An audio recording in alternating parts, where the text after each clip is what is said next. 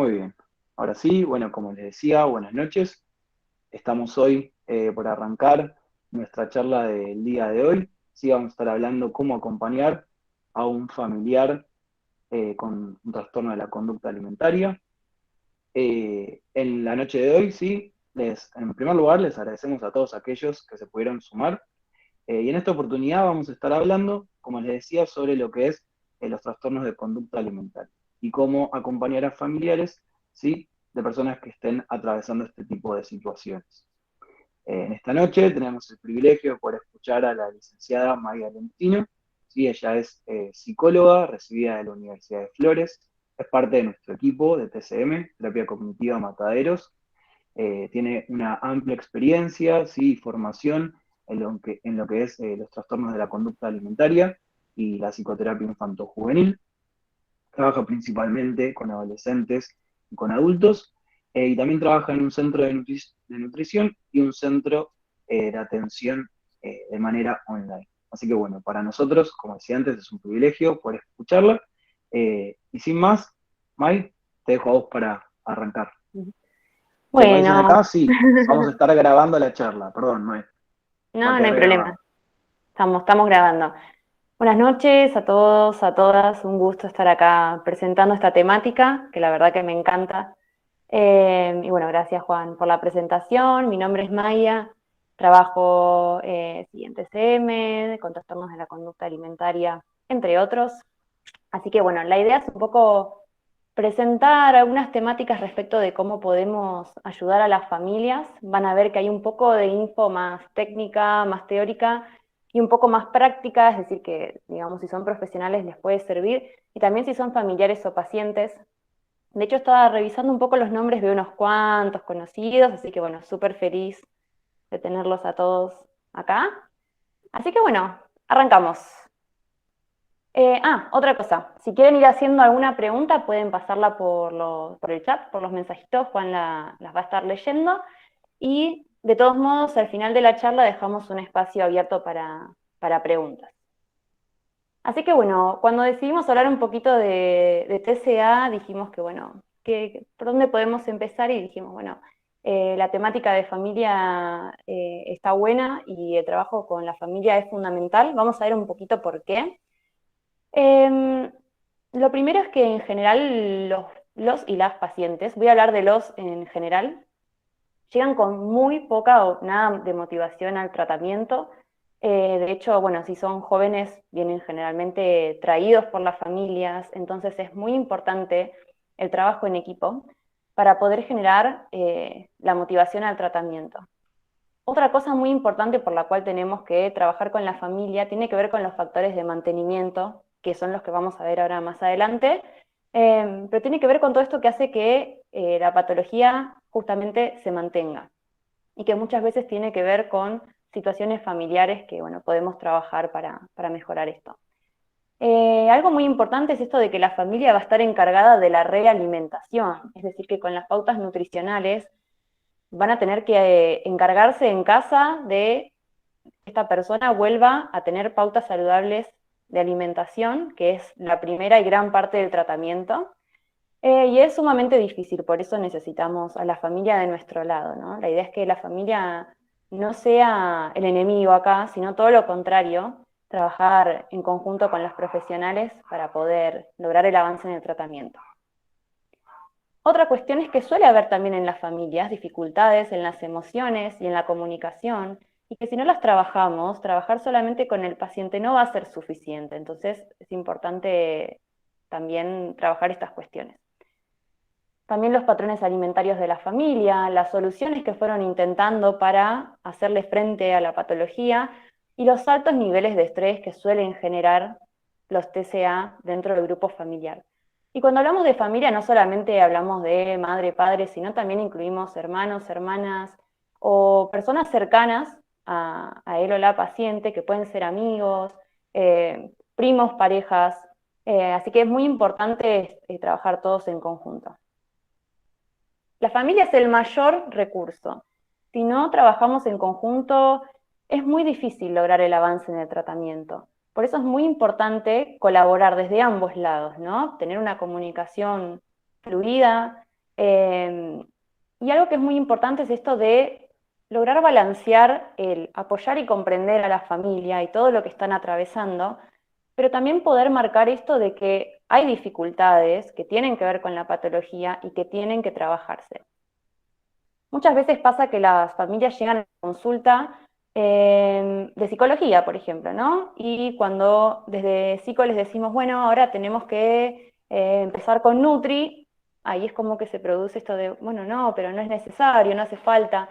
Y ahí va a estar un poco de, vamos a ver una herramienta que viene más adelante desde nuestro lado, de poder informarles que esta es una parte fundamental de tratamiento, ¿no? De trabajar interdisciplinariamente. ¿Cómo trabajamos con la familia? Hay muchísimas formas de trabajar con la familia. Estas son como las básicas y esenciales, sobre todo la 1 y la 2, digamos, que van a ser nuestras estrategias constantes en la terapia. Y la 2 va a ser una estrategia constante también y un recurso que la familia y los allegados del paciente pueden utilizar. Vamos con la número 1, la psicoeducación. La psicoeducación es un proceso que atraviesa todo el tratamiento, es decir, que no es simplemente en unas primeras consultas contarle a la familia o a los allegados de qué se trata la patología, sino que además todo el tiempo vamos a estar informando sobre distintas cuestiones. Por ejemplo, cómo se realiza el tratamiento, qué pronóstico tiene, cómo puede ser la evolución, qué se espera de la familia, de cómo tiene que participar. Lo importante es que esta información sea científica y validada, no es información de la revista para ti, sino que tiene que ver con... ay, esperen que se me apareció un cartelito, ahí está. Sino que tiene que ver con información que esté respaldada científicamente y que la familia sepa qué es lo que está pasando con el paciente, ¿no? Otra cosa muy importante en la psicoeducación es poner el enfoque en la recuperación y no en las causas. Y acá dice destrabar factores de mantenimiento. Esto también lo vamos a ver ahora un poquito más adelante.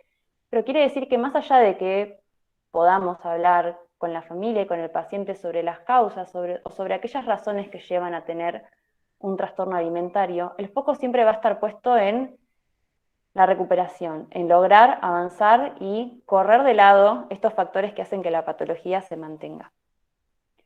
Y el objetivo primario y fundamental de la psicoeducación es que la familia logre esta posición activa en el tratamiento, tener herramientas y conocimientos suficientes para tomar decisiones adecuadas respecto de la alimentación y del avance en el tratamiento, y lograr la modificación de conductas mantenedoras a través de estas pautas que nosotros les vamos a ir brindando. Nosotros y también el resto de los profesionales que trabajan en el equipo.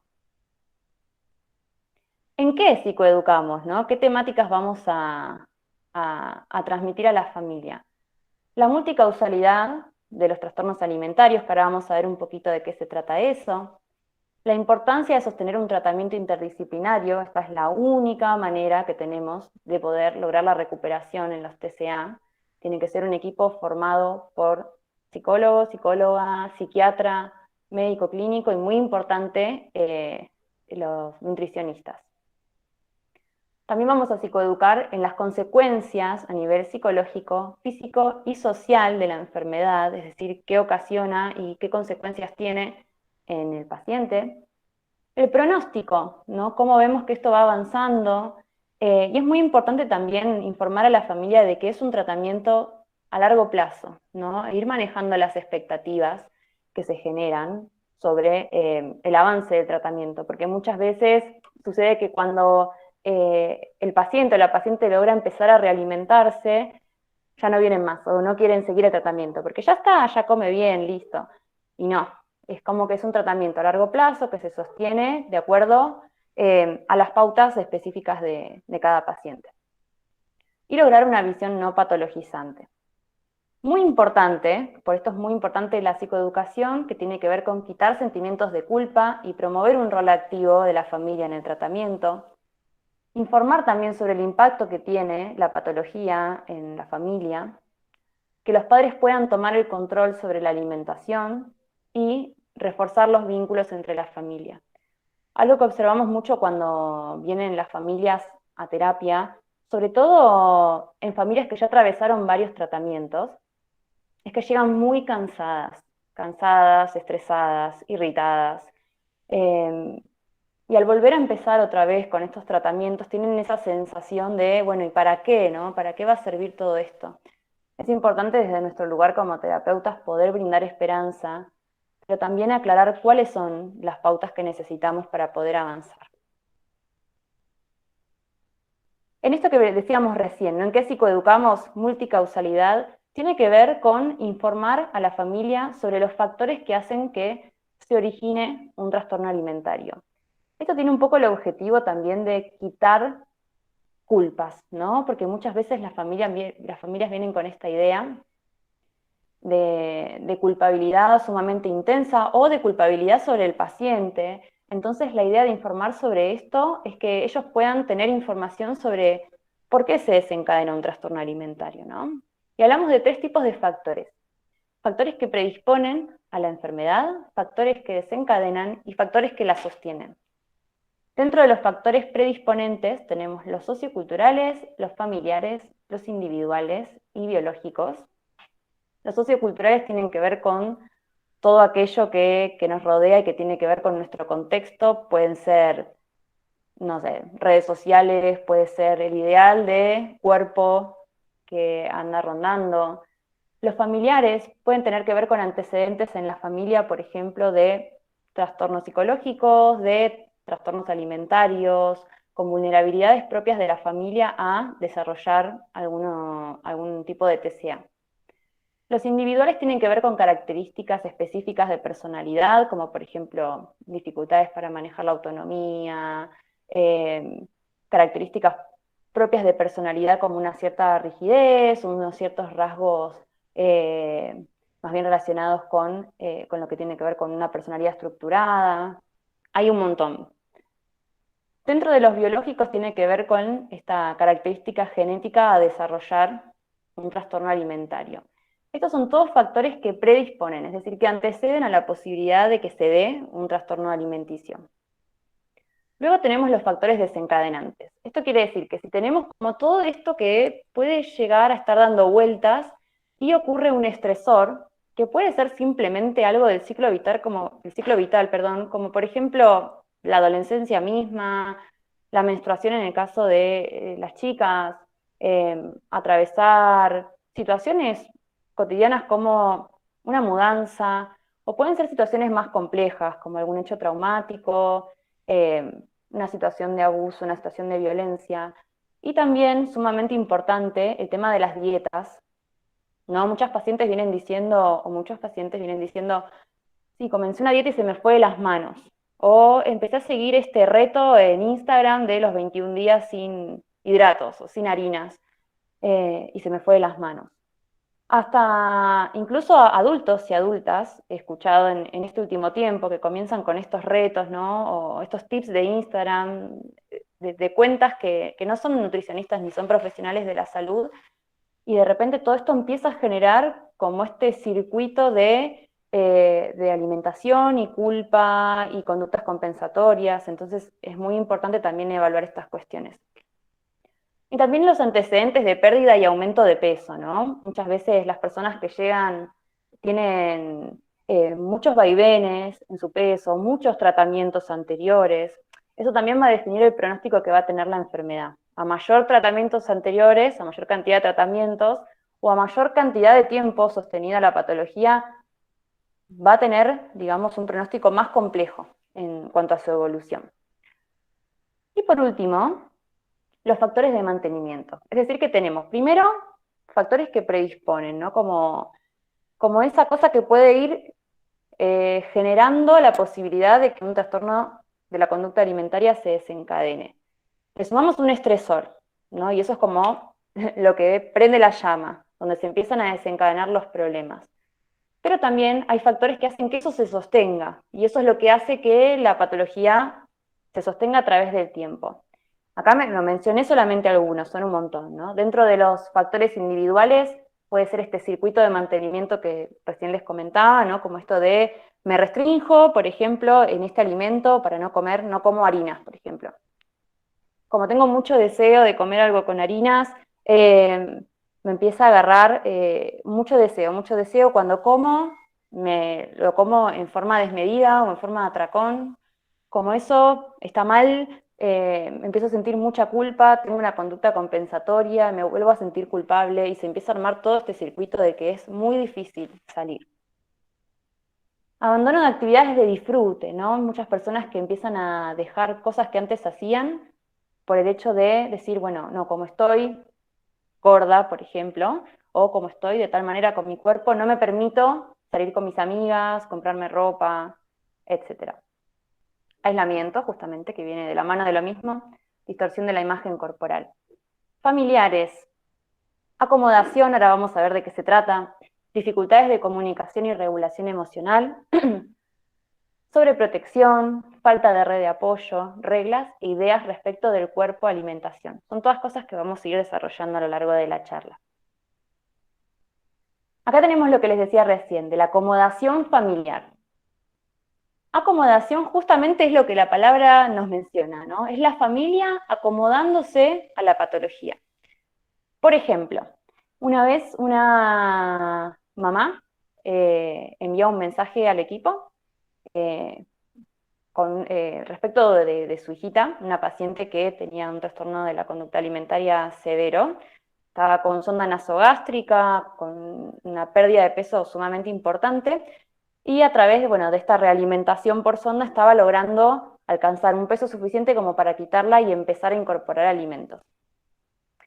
La madre nos envió un mensaje y nos dice que tenía mucho miedo de que estos kilos que la paciente estaba subiendo se le fueran a la panza, porque la panza era el lugar donde ella más miedo les generaba. Entonces ella decía, si esto que ella engorda se le va a la panza, es más probable que no avance en la terapia, o que, bueno, esta chica tenía conductas de corte, que se corte más. Otro ejemplo, me fui un poco extremo el ejemplo, ¿no? Pero bueno, es el que primero que se me ocurrió. Otro ejemplo es, bueno, no, si mi hija no le compro, o mi hijo no le compro el queso crema light, tal marca de tal lugar, no come. Entonces, bueno, yo se lo compro. Estas conductas lo que hacen es como brindarle como un reaseguro al paciente dentro de la patología, porque es reafirmarle que esa conducta está bien y evita la exposición del paciente frente a estos alimentos temidos. Entonces es muy importante trabajarlos con la familia, identificarlos e ir exponiendo al paciente poco a poco a estas cuestiones. Pero es importante evaluarlo con la familia, cómo ellos se fueron acomodando, y eso hace que también la patología se sostenga, ¿no? En todas estas reglas, que son miles las reglas que empiezan a aparecer respecto de la alimentación. Por ejemplo,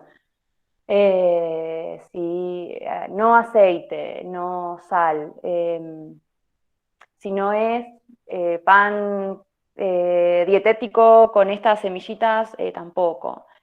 Y todo eso hace que la familia, con tal de que la persona coma, se acomodan a todas estas reglas para que la persona se alimente. Y todo eso hace que cada vez aumente la cantidad de reglas, y el paciente no pueda enfrentarse a esto de manera saludable. Esto se trabaja mucho, mucho, mucho con Nutri también. Segunda estrategia que utilizamos, que esta es como la estrategia, que es la validación, súper útil no solamente en los TCA, sino en la vida misma, por decirlo así. Es muy importante la validación y nos sirve tanto como terapeutas como no terapeutas. Es una herramienta muy útil y tiene que ver con esto de aceptar sin cuestionar nuestros estados emocionales, nuestras conductas, nuestros pensamientos, sobre todo las emociones, y sobre todo en los TCA, donde aparecen muchos miedos, por ejemplo, con respecto a alimentos. No sé, por ejemplo, esta chica que recién les contaba que tenía sonda, tenía ataques de pánico reales, con toda la sintomatología propia de un ataque de pánico, cuando se le acercaba un pedacito de un fruto seco, por ejemplo, ¿no?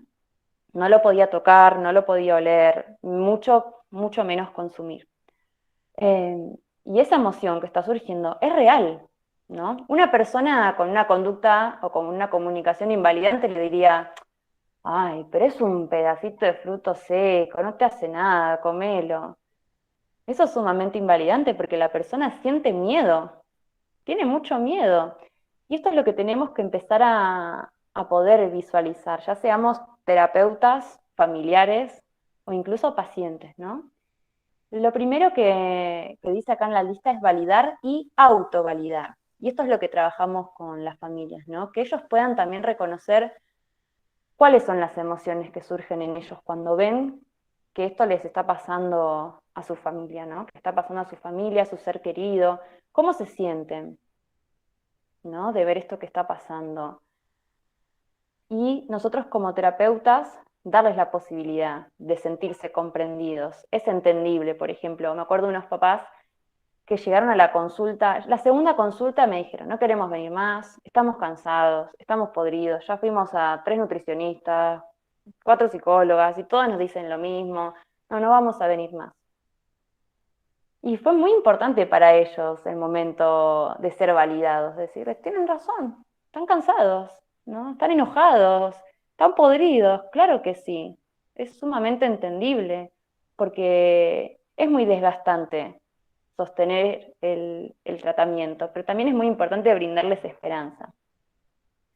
Y a través de la autovalidación también enseñarles a validar a esta persona que tiene TCA, que ellos puedan, quizás sin llegar a comprender del todo por qué esta persona le tiene miedo a X alimento o a enfrentarse a una determinada situación, ejemplo, no sé, exponer el cuerpo en una pileta, en la playa, sino que simplemente con aceptarlo es suficiente. Ahora vamos a ver algunas frases o algunas conductas que pueden ayudar mucho a las familias.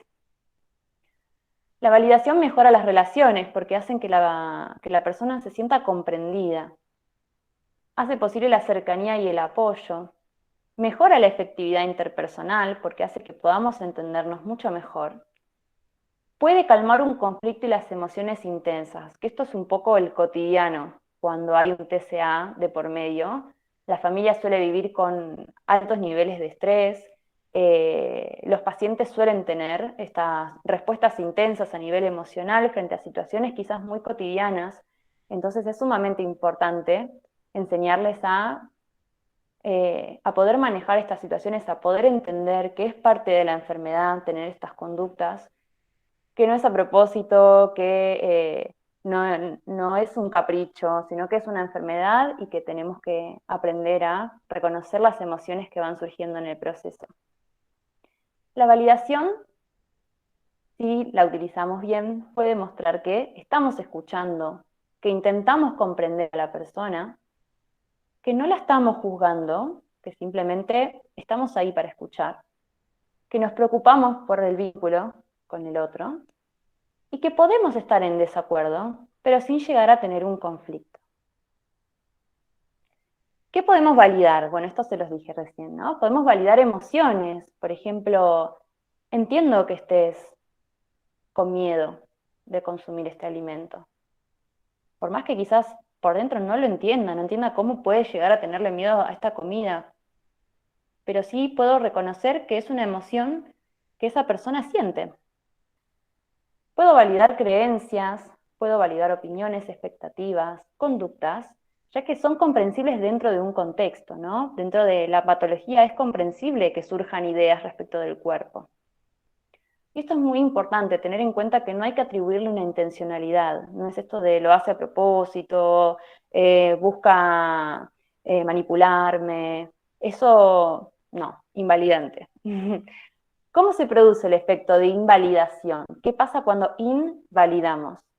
Podemos invalidar la respuesta emocional, por ejemplo, no te enojes, no llores, no te sientas así, eso es una tontería, por reforzar la escalada en la expresión de la emoción, ¿no? En esto de, en lugar de intentar comprender, hacemos que con mi respuesta de enojo frente a lo que está sucediéndole a esa persona, la otra persona se enoje más. Y vamos escalando, escalando, escalando hasta que se produce como el gran conflicto. O por sobresimplificar las situaciones disparadoras de la emoción. Esto quiere decir, esto que, como el ejemplo que les contaba recién, ¿no? Del fruto seco, es una pavada, dale, comelo, ya está, ¿no? sumamente invalidante. Bueno, acá tenemos algunas frases como para ejemplificar un poco esto, ¿no? ¿Estás triste? Si tenés todo para ser feliz, ¿no? O últimamente escuché mucho de unas pacientes que me decían, es lo único que tenés que hacer, por ejemplo, ¿no? Con el colegio, que llegaban cansadas o que no tenían ganas de estudiar, es lo único que tenés que hacer. Esa es una frase que escucho mucho. No te sientas así, qué feo, qué fea te ves cuando te enojas. No llores, no te enojes. El no adelante de cualquier tipo de emoción, invalidante. No pones la suficiente voluntad. No estás motivado, motivada. Estás manipulando. Es simple. No hay ninguna razón para sentirte así. Estás exagerando. Todas estas son frases que muchas veces usamos sin intención de dañar al otro, pero que en realidad le dan a entender a la otra persona que no puede sentirse como se está sintiendo.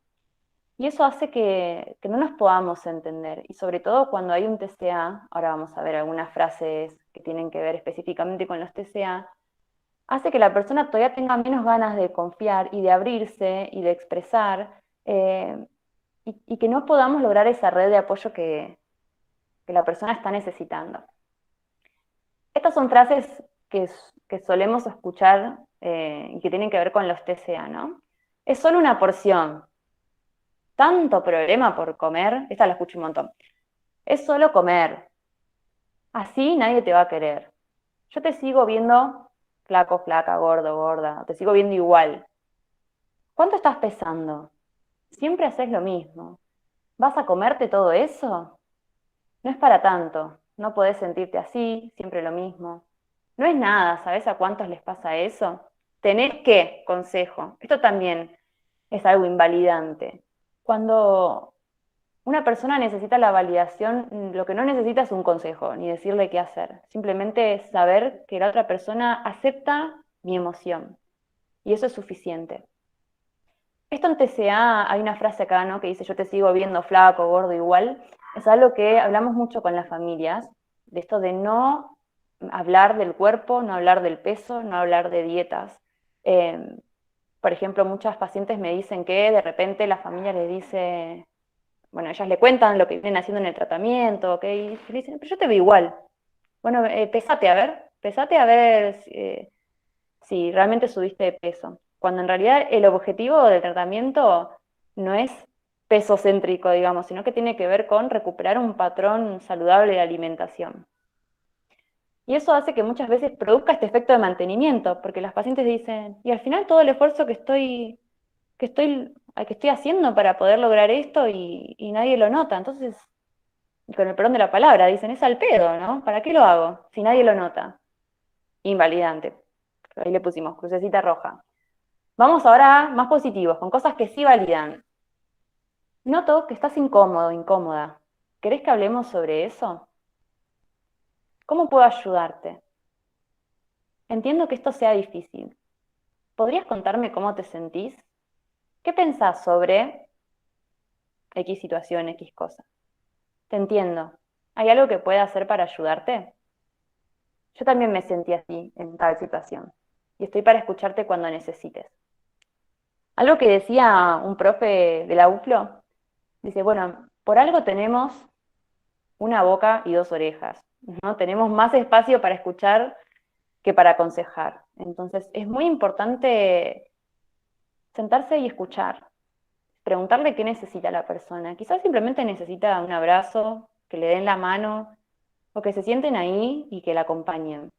Porque todas estas frases que creemos que ayudan, porque muchas veces las familias nos cuentan que creen que ayudan, diciéndole, bueno, ¿cuánto pesás? Vamos a pesarte, o este tipo de cosas, ¿no? De señalarles, bueno, tenés que comer más, ¿no? Eh, hacen que se refuerce todas estas ideas que las pacientes tienen sobre el cuerpo, sobre las dietas. Em, eso. Estos son algunos tips, digamos, para que tengan en cuenta.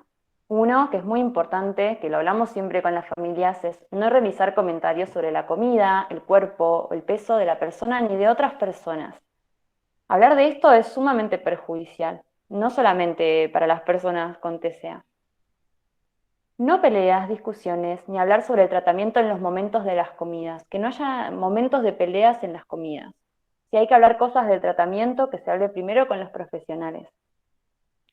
Entrenar la paciencia, mucho, mucho. Y nosotros desde este lado como profesionales ayudar a las familias a entrenar la paciencia, porque es complicado convivir con esta patología y la familia tiene que estar lo suficientemente fuerte también como para sostener esto en casa.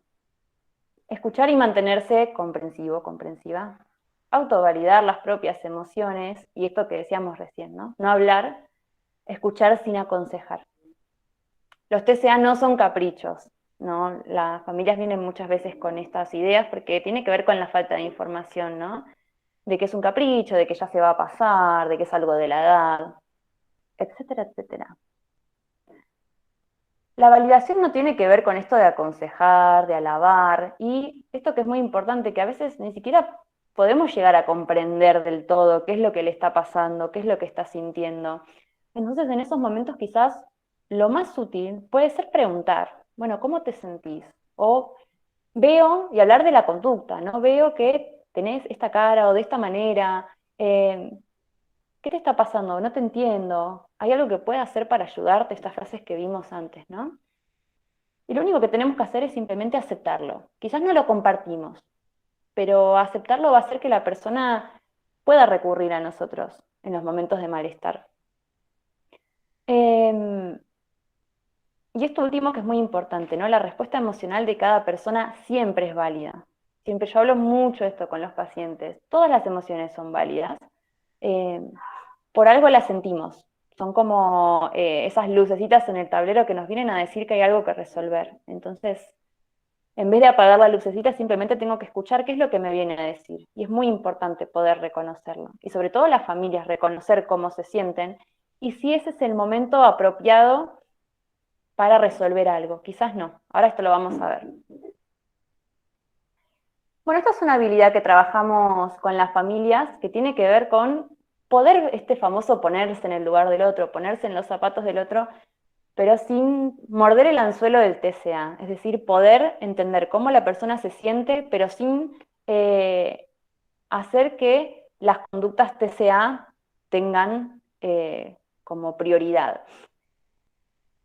Esto lo que trabajamos es, digamos, porque muchas veces los pacientes buscan estas conductas de reaseguro, ¿no? De que se miran en el espejo, las conductas de chequeo, y se dicen todas estas cosas, ¿no? Te ves gordo, gorda, flaco, flaca, no te das cuenta que así no llegarás a nada, sos un desastre, nadie te va a querer, no vas a tener éxito. Todas estas cosas son las que surgen constantemente e ideas sobre el cuerpo y las dietas en la cabeza de la persona con TCA, y buscan con estas conductas de reaseguro chequear que está todo bien, entre comillas, ¿no? Ah, bueno, sigo de tal manera, o bueno, sí, está bien, como o no como. Y a corto plazo funcionan, porque alivian el malestar, ¿no? Yo me miro en el espejo, chequeo que mi cuerpo está de una determinada manera, me tranquilizo, o no me tranquilizo, y ahí es cuando vienen todas las conductas problema. Dice, lo cierto es que solo en ocasiones traen un alivio muy de corto plazo y mantienen el trastorno alimentario. Y esto lo que puede hacer es que muchas veces cuando se miran en el espejo y no ven lo que esperaban, recurran a la familia para chequear qué pasa con esto, ¿no? Entonces no, le preguntan a la familia, ¿estoy más gorda? ¿Este pantalón no me quedaba así? ¿Y te fijaste que acá me pasó esto? Y las familias muchas veces, por querer ayudar, en esos momentos tienen frases que en realidad no ayudan, ¿no? Entonces aparecen otra vez todas estas conductas de acomodación, de darle reaseguro al paciente y de no enfrentarlo eh, a la exposición. Acá pusimos el anzuelo, ¿no? Que tiene que ver con responder desde lo racional, desde todos estos pensamientos, buscar convencer a la persona de que no está en lo cierto, ¿no? Una vez una paciente me decía que un familiar le dijo, quédate tranquila, que si vos llegás a estar gorda, yo te aviso y vamos al gimnasio juntos. Terrible. Bueno, y son cosas muy cotidianas y la intencionalidad detrás de eso no es mala. Esta persona no intentaba dañar a la paciente, sino que todo lo contrario, buscaba brindarle reaseguro y tranquilidad. Esto, súper importante, ¿no? Medir, pesar o sugerir a la persona que lo haga para nosotros quedarnos tranquilos de que está aumentando de peso. No, eso solamente se hace en el consultorio de Nutri. Y es la Nutri quien determina si debe decir o no el peso al paciente. Ponerse como ejemplo, ¿no? No, porque a mí tal cosa, no, ves lo que yo hago, etcétera. Y comparar con otras personas. Sí, lo que podemos hacer es notar la emoción, ayudar al ser querido a atravesar esa emoción, ¿no? Entiendo lo que estás pasando, hacerle saber que es un momento difícil y que cualquier respuesta que tengamos no será suficiente, ¿no? Entiendo que estés observando esto en el espejo y sé que es muy difícil para vos, pero acá estoy para acompañarte. Este es un ejercicio que hacemos a veces con las familias, ¿no? Que tiene que ver con describir una situación en la que el ser querido se encontraba acechada por el TCA. Y vos estabas a punto de morder al anzuelo, ¿no? ¿Qué te dijo? Y bueno, les brindamos esto de qué hiciste con esto que sucedió, si pudiste identificar la emoción, si pudiste validar la emoción del ser querido. Y la idea es entrenar a las familias a que no queden enganchados en estas conductas que surgen en los TCA. Bueno, es horario de que ladran los perris acá en mi casa, así que los van a escuchar a todos por ahí, hay unos cuantos.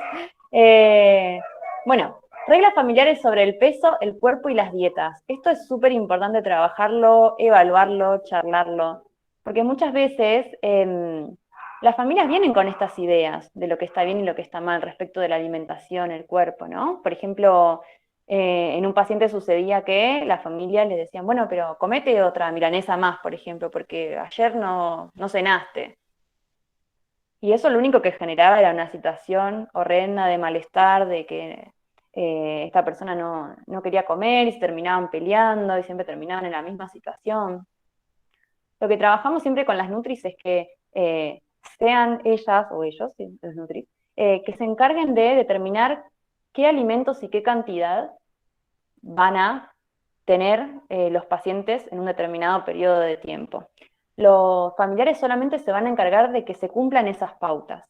Y esto brinda también una tranquilidad muy grande a las familias, ¿no? De, bueno, está bien, no tengo que decirle yo lo que tiene que comer, lo dijo el Nutri o la Nutri. Está en el papelito, está ahí, vos ya sabés. eh, y es necesario reafirmar esto, ¿no? Y también si trabajamos nosotros en consultorio con él o la paciente, decirle, bueno, acá la Nutri se va a encargar de esto, no son ni mamá, ni papá, ni hermano, ni hermana, ni quien sea.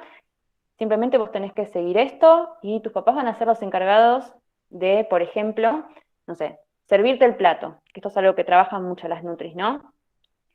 Que la persona no manipule los alimentos y todo esto se va trabajando progresivamente y la idea es después lograr la autonomía del paciente sobre todo esto. Pero en un principio, lo primero que se trabaja es esto, que la persona no manipule los alimentos, que no decida las cantidades, todo esto está determinado por la nutricionista. Por eso es sumamente importante el trabajo interdisciplinario. Y trabajar todas estas reglas que van surgiendo, ¿no? Porque muchas veces las familias vienen con estas ideas de, bueno, pero si come tal cosa, como esta mamá, ¿no? Bueno, y si engorda de la panza, y todas estas ideas son las que tenemos que trabajar. Y otra vez, no hay una mala intención detrás de todo eso, simplemente hay una desinformación. Por último, es un tema que da para hablar un montonazo, pero vamos a ver como unas cosas claves que tienen que ver con la regulación emocional. Había que hacer una pregunta. Maya, ¿me lees, Juan, por fin? Sí, dice, Ariana pregunta, Maya, ¿en todos los TCA se recomienda que los padres manipulen los alimentos?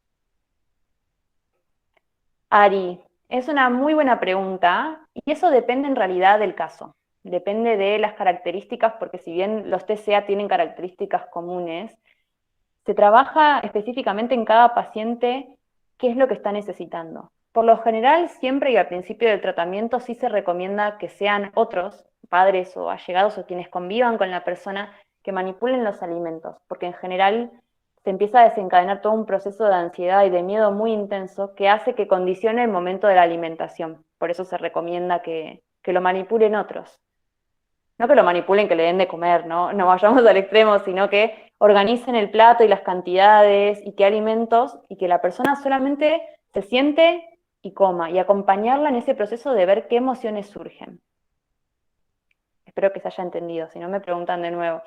Bien, algo que enseñamos a las familias es esto de la reacción versus la acción o la respuesta, ¿no? Sí, gracias. De nada, genial, buenísimo. Es muy importante enseñarles a no reaccionar, a que no sea como esto de la inmediatez de lo primero que me surge cuando veo estas conductas en mi ser querido, ¿no? Muchas veces generan mucha frustración, mucho enojo, tristeza, y es importante enseñarles a tomarse un tiempo para responder, para sobre todo no empeorar el momento. Acá lo puse un poco en mayúsculas, ¿no? Si lo que voy a hacer empeora el momento, no ayuda en nada. Entonces tenemos que enseñarles estrategias para estar presentes, para observar, y esto también autovalidar, ¿no? Sus propias emociones, observar su enojo, su tristeza, su tono, ¿no? Practicar para adentro esto de cómo voy a responder, ponerme en los zapatos del otro, esto que vimos más arriba, sin llegar a morder el anzuelo, eh, y comprender que para poder ayudar a mi ser querido a regularse emocionalmente, primero tengo que regularme yo. No es como ir a decirle al otro, no grites, y decírselo gritando, no va a servir de nada, ¿no? Tenemos que primero nosotros lograr calmar para poder explicarle al otro y lograr también entenderlo. Acá tenemos, bueno, algunas estrategias, ¿no? Esto de qué me dice mi emoción que haga, ¿no? Muchas veces mi enojo me dice, castígalo, o no sé, decirle que es malo, decirle que esto, que no está sirviendo, que es al pedo. Bueno, todo eso empeora el momento.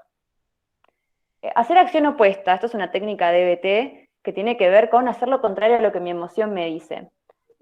Por ejemplo, si mi emoción me dice, ¿no?, que me enoje, que haga todas estas cosas de castigar, muchas veces la acción opuesta me permite brindar otra posibilidad, ¿no? Es decir, si estoy enojado, bueno, quizás hacer algo por esa persona, como ir y darle un abrazo, ¿no? O hacerle caricias, o ir a charlar. Puede ayudar a manejar la emoción.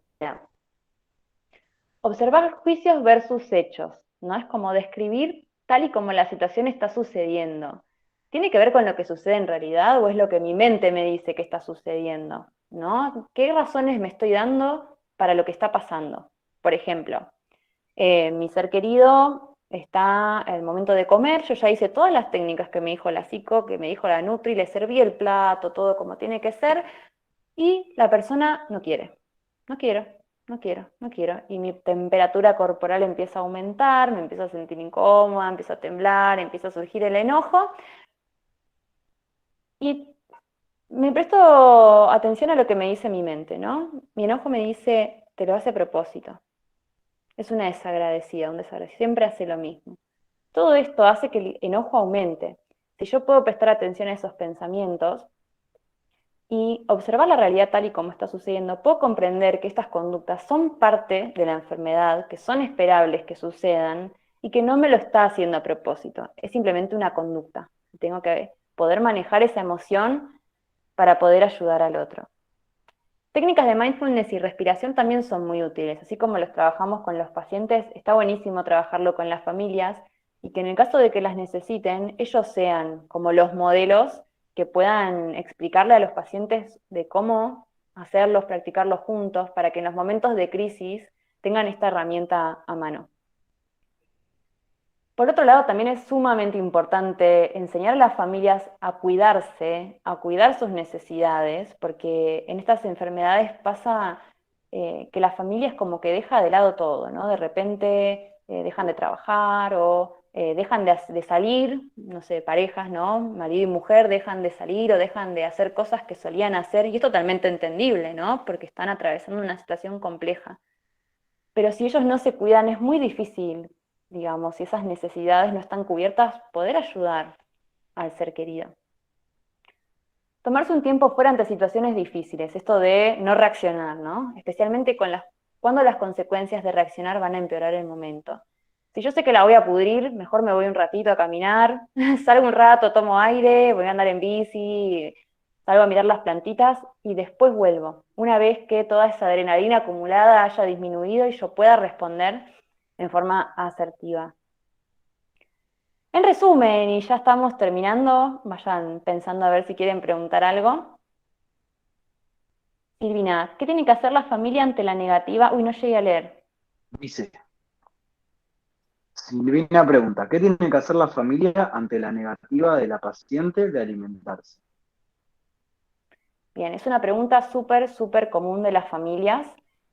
Depende mucho del caso a caso. En general, lo primero que decimos es no obligar al paciente o la paciente a comer, porque eso genera una situación de mucha incomodidad y genera justamente todo lo contrario a lo que queremos que se produzca. En general, lo que decimos es no obligar a comer si el paciente no lo desea, y todo lo que haya pasado en la semana que tenga que ver con la alimentación se trabaja en los espacios terapéuticos. No sé si responde a tu pregunta, si no, bueno, la revisamos. Sí, gracias, genial, por nada.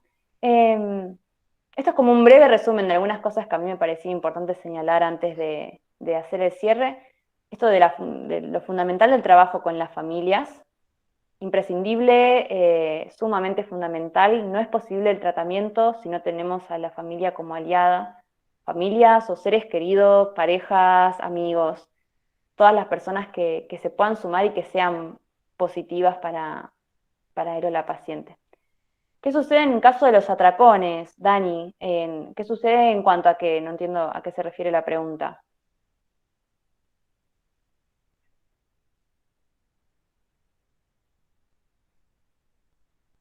Bueno, mientras nos va contestando, es importante también saber que el acompañar a un ser querido que tiene esta patología es muy estresante y muy complejo para la familia. Por eso también resaltar esta necesidad del autocuidado, ¿no? Brindarles habilidades a las familias para poder afrontar los desafíos en casa, ¿no? Porque la mayor parte del tiempo la persona no va a estar en el consultorio y ellos necesitan tener la habilidad para manejar estas situaciones. No sé si Dani contestó, porque no sé bien a qué se refería, qué es lo que estaba preguntando con los atracones. No, por ahora no. No sé si quería saber cómo quiere ayudar la familia, cómo puede ayudar la Perdón, familia. sí, Sí, Dani. perdón, gracias María por toda la información, muy interesante. Mi pregunta va apuntando a, en el caso de las personas que tienen familiares que tienen atracones. O sea, el problema no es que no coman, sino que comen demasiado y tienen todos los pensamientos de culpa y demás cosas también. ¿Cómo poder acompañarlos un poco de eso? Si me puedes dar un poco de luz. Gracias. No, por favor, gracias a vos. Eh, es muy importante en el caso de los atracones que la familia sepa comprender qué cosas los desencadenan, ¿no? Trabajar con las familias los desencadenantes y que también puedan comprender las emociones asociadas. Los atracones pueden desencadenarse como por dos grandes causas. Unas tienen que ver con este ciclo de la restricción o la prohibición de alimentos que suele generar conductas de alimentación excesiva y atracones, y otras tienen que ver con cuestiones emocionales. Eh, en la situación de atracones es importante que la familia acompañe para que después del atracón poder retomar otra vez las pautas alimentarias que se estaban trabajando con el paciente, ¿no? Brindándole calma y pudiendo ayudar a esa persona a comprender qué fue lo que pasó, por qué pasó, y que también muchas veces es parte del tratamiento que estas cosas vayan pasando. Y poder brindarles te aseguro de que, bueno, te acompañamos, te entendemos y bueno, y vamos a hacer todo lo que podamos para ayudarte. Esto que espero que, de nada, que haya quedado súper claro, que es el tema de la importancia de psicoeducar a las familias en la patología y la validación como herramienta básica y fundamental que nos va a acompañar todo el tiempo en el tratamiento, y que si es necesario podemos generar incluso espacios de orientación o de terapia familiar como para darle a las familias un espacio mucho más rico en este sentido, de brindar muchas más estrategias y herramientas. Ahí hicieron otra pregunta, no sé qué. Sí, acá tenemos una pregunta de Mayra que dice, ¿está bien que los familiares le digan a la paciente cómo se sienten? Por ejemplo, yo estoy angustiado por esta situación. lamento no haberme dado cuenta, pero quiero que sepas que puedes confiar en mí, por ejemplo. Ujú. Bueno, es una forma de también de validar y reconocer emociones, ¿no? Muchas veces el también poder decirle a la persona cómo nos sentimos abre la posibilidad a que la persona también exprese cómo se siente y normalizar el hecho de la expresión emocional en sí misma, decir, bueno, vos, no sé, mi mamá, mi papá, expresás tus emociones y yo también puedo hacerlo. Sí, también, insisto, se trabaja también en el caso a caso, por eso es importante el vínculo con las familias, ¿no? De que ellos puedan también preguntar estas cosas en ese espacio y verlo en el caso a caso, pero la verdad que sí, está bueno poder expresar emociones desde ambas partes, con esto con el objetivo de brindar apoyo, ¿no? No sé si hay alguna otra pregunta. Yo por último puse esta frase, ¿no? Con esta imagen. De nada, Mayra. Puse, ¿no? Por último, y sumamente importante, que todos necesitamos validación y que durante el tratamiento aprendemos que todos estamos haciendo lo mejor que podemos. Aún así, con conductas o con frases invalidantes, creemos que en realidad estamos ayudando y es tarea de los terapeutas poder transmitir a las familias qué otras cosas se pueden hacer y que realmente pueden ayudar a la persona. Y bueno, y muchas gracias. Hasta ahí hemos llegado. Todas las preguntas que quieran hacer, si quieren pueden abrir también los micrófonos o por chat. Bueno, Hola, acá buenas. tenemos, Oh, justo iba a decir eso, que Carolina tiene la mano levantada. sí, no, soy psicóloga, vivo en Miami y tengo una paciente que, bueno, justo tiene anorexia.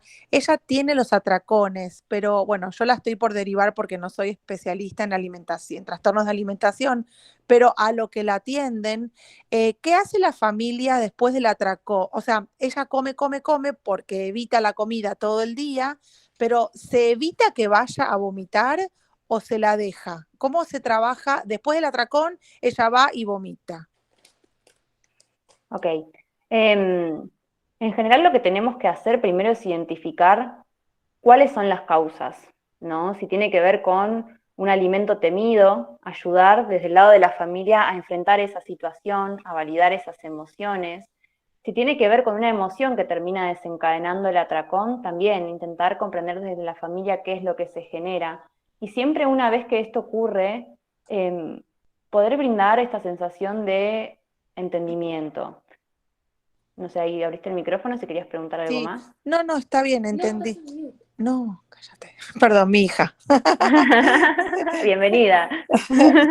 No, no, entendí. Muchas gracias, muchas gracias. No, por favor, gracias a vos. No sé si alguien más quiere preguntar algo.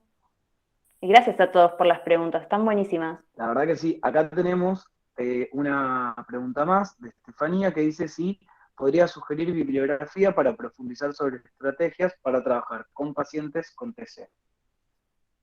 Ok, hay muchísima bibliografía, banda. Si quieren también lo que pueden hacer es dejar los mails y les puedo compartir algo de bibliografía. Eh, Hay de todo dando vueltas, ahora tengo un montón en el Drive, si quieren lo que podemos hacer es eso, pueden dejar los mails y yo después les comparto los enlaces. Dentro de lo que es la terapia DBT hay muchísima información para trabajar, información muy práctica, todo lo que es en los libros de Marshall Linehan son súper prácticos y tienen mucha información sobre trastornos alimentarios y sobre desregulación emocional.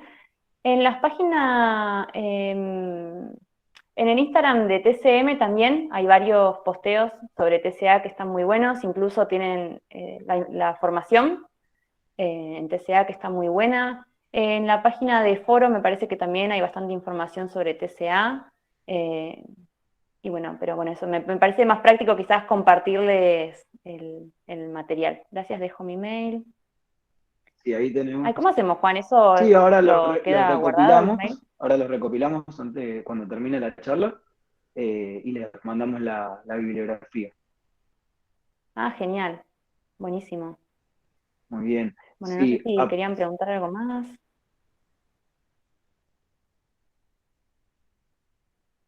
Estoy revisando el chat por las dudas, si alguien igual quiere activar el micrófono. Acá en el chat no hay más preguntas, por lo menos por ahora. Como decía Mai, sí, pueden, acá si dejan sus mails, nosotros después les podemos mandar la información, Mai les manda la información al respecto. Y Mai, te quería decir, ¿dónde te pueden contactar? ¿Dónde podrían escribirte si quieren solicitar más información o hacerte alguna pregunta en particular? Sí, me olvidé de anotar mi mail en el Power. Mi mail es mi nombre y mi apellido, maya.lentino@gmail.com. Igualmente, después a todos los que compartieron acá su mail, les envío toda la data y bueno, ahí les queda registrado mi mail y obvio, cualquier pregunta, comentario o duda que tengan, me pueden preguntar, no hay ningún problema. No Bien. tengo así redes profesionales porque no soy muy tecnológica en ese sentido, ya estará por ahí, pero bueno, pueden seguir las redes de TCM, que hay banda de información súper copada. Sí, eso iba a decir. Cualquier otra duda o pregunta, pueden seguir a la página de TCM, ¿sí? Tenemos el Instagram, también está el Facebook o la página de Internet. Como bien decía Mai, tenemos cursos, ¿sí? Con respecto a estas temáticas y dentro de poco está empezando la diplomatura en psicoterapia infanto-juvenil, donde abordamos, entre muchos otros temas, lo que son trastornos de conducta alimentaria en lo que es niños y adolescentes. Así que a todos aquellos que les interese pueden consultar por más información, o sea, en la Universidad de Flores. También les queremos recordar que estén atentos a nuestras redes sociales porque seguramente en las próximas semanas van a estar viendo información súper interesante sobre otras charlas que vamos a tener, no solo para psicólogos, también para psicopedagogas, psicopedagogos y para público en general. Así que estén ahí atentos porque vamos a subir información y propuestas más que interesantes. Mai, no sé si vos tenés algo más para decir. Sí, quería agradecerles a todos, bueno, a vos, Juan, a todos los que están presentes, algunos ya se fueron yendo y no llegué a saludarlos, pero bueno, por la participación, que está súper bueno, me encanta que hagan preguntas y que podamos compartir conocimiento. Gracias por la atención, me sentí súper cómoda con ustedes, ahí veo que Dani dejó su mail, y bueno, y los invito sí a participar de las charlas que siguen y si pueden hacer la diplomatura está buenísima. Así que nada, súper encantada de participar, encantada de conocerlos a todos y bueno, ya después con sus mails les voy a estar enviando un poquito de info. Excelente. Mai, te agradecemos a vos, la verdad estuvo súper claro, me parece que fácil de entender y además muy práctico para lo que es, bueno, el ejercicio profesional y también para el público en general, ¿no? Para familiares y personas que esta información les va a resultar súper útil. Así que gracias, un privilegio haberte escuchado. Y bueno, a todos los demás, los saludamos y que tengan un muy lindo fin de largo. Sí, Nos eso estamos sobre viendo. todo. Gracias a todos. Chau, chau. Hasta luego.